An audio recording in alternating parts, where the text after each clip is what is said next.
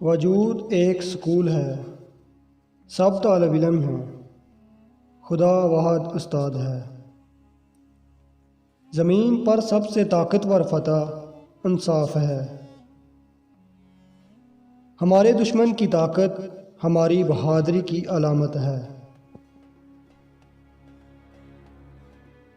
अगर आपका दिल पाक है तो उसे दुनिया की कोई बुराई वर्गला नहीं सकती। असल हीरो वो है जो नीचे गिरते ही उठता है। हमारे दिलों में क्या है हम अपने अल्फाज और अमाल से ज़ाहिर करेंगे। जुल्फ़कार से बेहतर कोई तलवार नहीं और ना इस ज़मीन पर अली अलैहिस्सलाम से ज़्यादा कोई बहादुर है।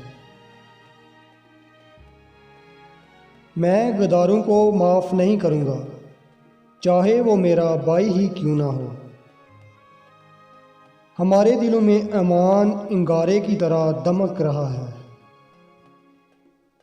मंजिल सबकी अल्लाह है, मोहब्बत गम आजमाइश ये तो सफ़र का हिस्सा है।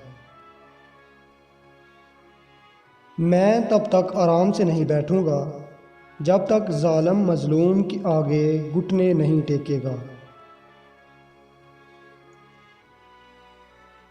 हमें रियासत में मौजूद शयातीन से डरना नहीं बल्कि उनके ख़िलाफ़ खड़ा होना चाहिए।